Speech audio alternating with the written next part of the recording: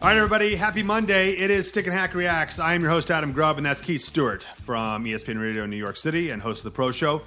Keith, the Stick and Hack Reacts, let's get right into it. I'm still watching golf. The playoffs it's still happening. They are on hole 79 of the playoff. Yesterday, Bryson DeChambeau, Patrick Cantlay. I don't know if you can say enough amazing things about yesterday's golf, about the tournament itself, about the playoff structure. I don't get jacked up for golf like you do. I was, despite owning Stick and Hack, which doesn't make any sense, but I was jacked up yesterday and so excited for the extra golf. But then it just kept going, and each time somebody had to do something great, they did or they didn't. Your reaction to yesterday's last leg of the playoff run? Well, two big thumbs up. So I'll start there and give you my reaction, Adam. And you weren't far off. You said 79 holes. The tournament took actually 78 holes. 6 playoff holes, which is the theme. That's 5 weeks in a row, if you're counting back to the Olympics, that we've had a playoff decide men's golf. All right, so we had the Olympics, the WGC, the Wyndham, of course, the Northern Trust with Tony Finau this past Monday, and then, of course, now the BMW with 6 more holes. That's 27 players over the last, 2 months, playing 34 playoff holes. Just unbelievable how competitive the PGA Tour is. And it's really cool, and it's exciting. I mean, was there anything more exciting yesterday than the second time they played the 17th hole and Bryson hit it to like 6 feet and then Cantlay hit it inside of him? No, that to me was the moment where I said, if you don't love golf, if you don't even like golf, you're still looking at that, watching that, going, holy cow, did that just happen? It was an unbelievable stretch of golf. And in between that was some surprising outcomes. There wasn't a time where I said to myself, there's no way Bryson misses this, because he had proven himself that he could miss those 8-footers, 10-footers when it mattered most. And he did hit the hole and he was close and all that stuff. But I was surprised that at every level, Bryson hit the shot he needed to hit. Even after hitting in the water, he hit the shot he needed to hit to stay in the playoff, and yet still couldn't hit the 8-footers and 10-footers he needed to hit to win. And I'm going to say this to you, Keith, because we give Bryson a lot of gruff every single week. I was impressed with him all weekend. I was impressed with his play. I was impressed with his ability to stay in it, because he was leading by 4 or 5, and then all of a sudden he wasn't, and he was always in it. And I was impressed with his play. I was not impressed with his putting, but this is coming from somebody who can't putt from 3 feet and make it with any confidence. So the whole day and the whole weekend was really solid golf, and it just goes to show you that at any given Sunday, PGA Tour puts on an amazing show, and that we don't necessarily need Tiger. We don't necessarily need Phil. We don't need Bubba. We don't need these guys with big personalities. We just need solid golf. Because Cantlay at one point was asleep in the middle of the playoff. Bryson is doing math calculations to himself, and they are not exactly the most endearing men out there playing golf, yet they were putting on quite a show. Well, I mean, the golf is the show. You know, it started this week on Monday with Finau and his back 930. It's been a great week for golf, and it's been the playoffs. Playoffs, I mean, it's just we have playoffs deciding playoffs. I mean, how can you get more exciting? Yes, there's no Tiger, but at the same time, I mean, you got to give this 2 big thumbs up. And I really think it comes down to, and I'm sure we'll touch upon this, Adam, but there's something coming up at the end of next month that all of these guys are getting ready for. And you could see Bryson and Patrick were firing at all cylinders. And these guys know that Captain Stricker is looking. I mean, you just look at the performance that they put together. And a lot of people would say, well, it wasn't a great playoff round because 25 under or 27 under wins. Well, I mean, who cares? You play the golf course. It was wet. It's short. Every golf course is short for these guys unless they're playing at like 9,000 yards. Yeah. So let them have at it. I mean, Cantlay, he was 30 yards behind Bryson on every tee shot, and he made 33 birdies this week. Yeah. Right? And how did he get it done? He broke the record for strokes gained putting. He was 14-something shots, 14.5, 14.6 shots better than the field. 14 shots better than the field putting. I mean, what a display. And do you think that that's important come Ryder Cup and Whistling Straits at the end of the month? I mean, these guys just threw it out there and said, hey, listen, this is certainly something I'm thinking about, and this is the way I'm going to play, and I want on that team. And Cantley did it. He moved up 5 spots, and he got into one of those qualifying spots on the last day. I mean, you just can't. I mean, the theater is just amazing. I mean, I want to resonate your point. It's fantastic. And we give Bryson a tough time, but, at the end of the day, that guy has got to play just like he did this past weekend for us to do well at the Ryder Cup. Yeah, absolutely. I think you might see a change in public perception if he goes out there and kills it for the U.S. team. Sure. And I know that some of the locals and some of the marshals and some of the people that were on site were even chastising those that were yelling Brooksy when he would hit a ball. They're trying to tamper that down. They're trying to rewrite the script a little bit and give Bryson a fair shake and a fair shot here as we come into the Ryder Cup time. We need him to play at a all-time high level in order, I think, for his public perception of the USA, but more specifically so we can get the cup. Adam, let's just put it this way. Nobody deals with more than Bryson, just in his own head. No. Right? Let's just start there. And then you compound that with the whole Brooks Koepka fan syndrome and everything. I mean, you got to give the guy credit. He's, number 3 in the Ryder Cup rankings. He's ranked 7th in the world. That guy he needs to be Captain America this year at the Ryder Cup. And if he is, he can change his whole year around.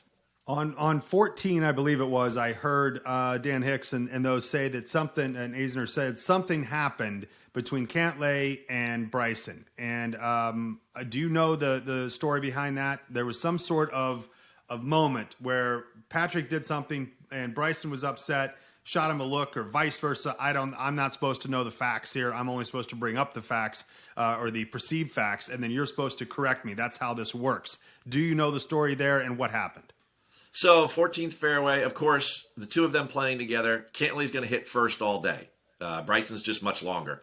Cantlay hit, put it on the green. Bryson's about to go. Cantlay's walking up with his caddy, and it disturbed Bryson. Maybe got in his field of vision. I'm not quite sure. I wasn't there on the property, but Bryson pulled out of the shot at the last second and said, hey, Patrick, could you stop walking?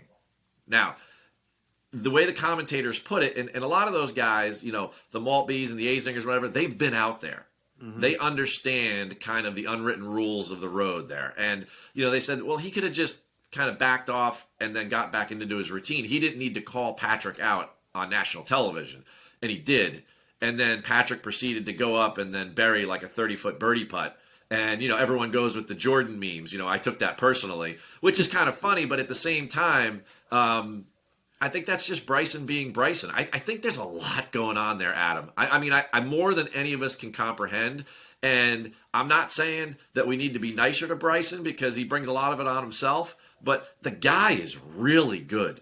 I mean, you have to give the guy props for being really good. I got to give him 2 thumbs up for being a great golfer. But at the same time, the guy, he definitely, I mean, if with the, I don't know, $6 million he's won this year, he should definitely invest in some sort of cognitive training as far as how to deal with people. I mean, seriously. I mean, it's it's unbelievable. I think there's a few of us that could probably use that same training. It's not just Bryson. All right, let's move on. That's 8 minutes just on that topic alone. We could go another half hour, but let's move quickly now to number 2, and that is the FedEx playoffs. The last round this weekend at East Lake. This is the top 30. This is the best of the best after 3 weeks or 2 weeks of whittling down into this top 30 here. You had the Bubble Boys. You had everybody that was in and out. We now have it set.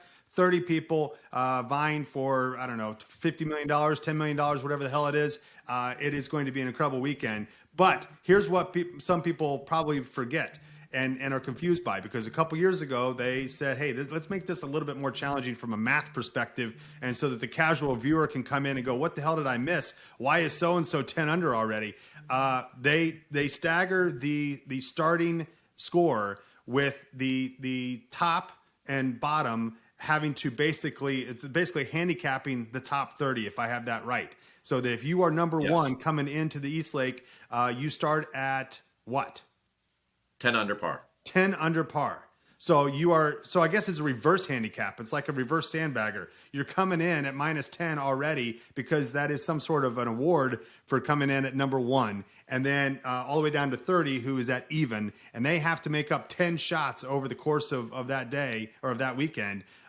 Your reaction to the staggered starting scores, and does it make any sense? And should people even invest into figuring out how the hell that works? It's tough to criticize the PGA Tour for all that they do right, whether it be charitable or the theater that they've been putting out and the product they've been putting out for years. But this one, I give a big thumbs down.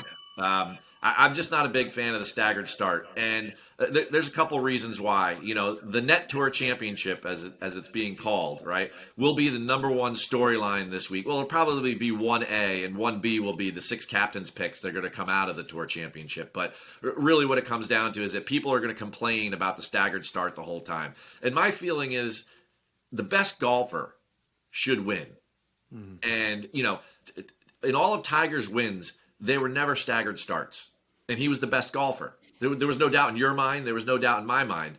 Get the top 30 there and let them compete. Now, I know that they're trying to weight the fact that they can do better or increase their position as they go through the playoffs, Adam. But, if you're Tom Brady, do you get, a 7-point start because you made it into the AFC Championship game?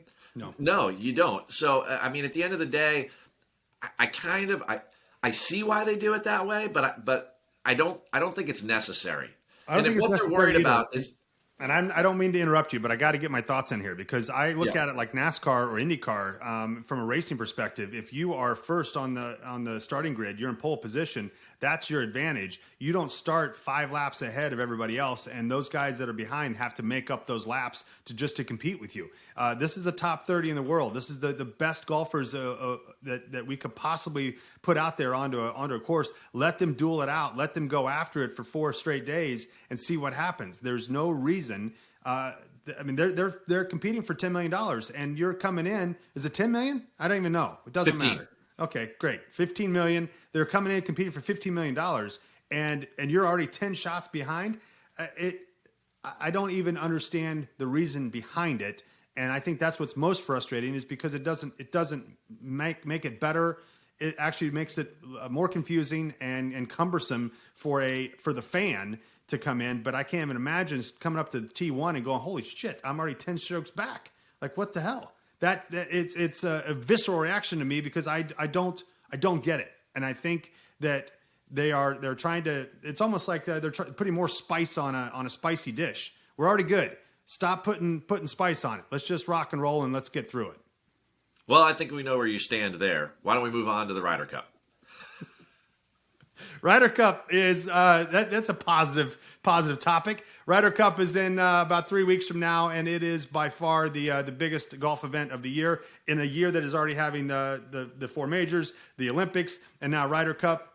I tell you, I am super pumped to watch Ian Poulter pump his chest. I'm super pumped to see Bryson do some cool stuff. But more importantly, I'm pumped for the fan experience of watching and being part of the Ryder Cup at Whistling Straits in Wisconsin. Your reaction to what the Ryder Cup will be this year? Oh, the Ryder Cup, is 4 thumbs up. Right. 2 for me and 2 for you. There's no doubt about that. What I don't give thumbs up to this week, and I'm kind of on, is I don't want to be Captain Steve Stricker because there's a decision to be made after the Tour Championship, and he's got to pick 6 guys after Cantley jumped up 5 spots and took the 6th qualifying spot. So we know we have Morikawa, DJ, Bryson, Brooks, JT, and Patrick Cantley. That's our 6 that are in. We got to pick 6 more. Well, the next 3 in the rankings are Finau, Xander, and Spieth. They're in. Okay, the way they've played, the way they're playing now, they're all in there. That's for sure. Number 10 is Harris English. The guy's had a career year, and he continues to play well. He's finished, I think, top 25 at the BMW, so he's still showing fine form. So now you've got 2 more people that you need to select. You've got Patrick Reed, who's got double pneumonia and a bad ankle, right? But he's Captain America. And Patrick Reed. That's the third strike there. Then you've got Daniel Berger. You've got Spider-Man, Webb Simpson. You've got Scotty Scheffler, Jason Kokrak, Sam Burns, who just finished top 10. I want Sam Burns. That's who I want there. If you're trying to figure out what I want Sam Burns. That dude right now is the hottest golfer. I think he's going to be fantastic coming into that thing. I think he would rise to the occasion 100%. I want Sam Burns over anybody else. Well, here's where, the Tour Championship's going to get confusing again, Adam, because with the staggered start, you're going to have these different scores for players, but you're looking at Berger, Scheffler, Kokrak, Burns, and Horschel, who are all in the Tour Championship, and you're not really going to know where they start, but you're going to know where they finish, who plays the best. Two of those guys are going to play their way on. And, that's one of those things where that's why we both kind of don't agree with the staggered start of the Tour Championship. I hate it. Because, we want to see these guys and how well they play against par, against one another in this shootout, because Sam Burns, for all intents and purposes, the way he played at the BMW and the way he played at the Northern Trust and the way he's played all year, deserves to get on that team, but he's ranked 16th, so he's got to jump some people. Well, Scheffler, Kokrak, they have a say in all that. Billy Horschel, he got snubbed years ago in the famous... He won the Tour Championship in the FedEx Cup and didn't make it on the Ryder Cup team 2 weeks later because they selected the captain's picks too early. I mean, there's so much drama that's going to take place this weekend, and these guys know all about it. And let me tell you something. They better all putt like Patrick Cantlay if they want to get Steve Stricker to pick them. And that's what it all comes down to. And I just can't wait to see it all play out. Now, I got a quick question for you. Quick bonus react. Go. All right? Because I know we're running short on time. Tiger Woods, 25 years ago, Hello World. Hello World. Right? The famous speech, Greater Milwaukee Open. All right? Quick reaction. Over the 25 years, what's your number one Tiger memory? 100% without question. Masters chip in. There's no better memory for me. I know exactly where I was. I was at a driving range in Sarasota, Florida. And it was on a little TV in the corner of this rinky-dink driving range. I remember the moment I saw it. I remember it happening, and I remember the feeling I get every single time I watch it. There's no better memory, no better moment than Tiger chipping in on 16 at the Masters in one of the most dramatic calls from a broadcaster that I've ever heard, and one of the most dramatic golf moments ever in the history of golf. So that, without question, is my answer. Keith, for some reason, I feel like this was a very heated Stick and Hack Reacts. I didn't mean for it to be, but once we started talking about the staggering start, my entire mood changed, and now it's ruined my afternoon. So thank you so much, Keith, for bringing that up. Appreciate it. Stick and Hack Reacts. Adam Grubb from Stick and Hack. That's Keith Stewart from the Pro Show at ESPN Radio in New York. Next Monday, be here for our reaction to what is certainly going to be an incredible weekend of golf, and one that I think will change the face of the Ryder Cup team, as well as give somebody $15 million. Now, hopefully it's not the person that starts with a 50 underscore and pretty much is guaranteed the win, unless that they hit 14 in the water. Keith, enjoy your lunch, enjoy your afternoon. Thank you so much for your time today, and Godspeed. Folks, go easy on the hot sauce. Adam brought plenty of heat for you today. Enjoy lunch.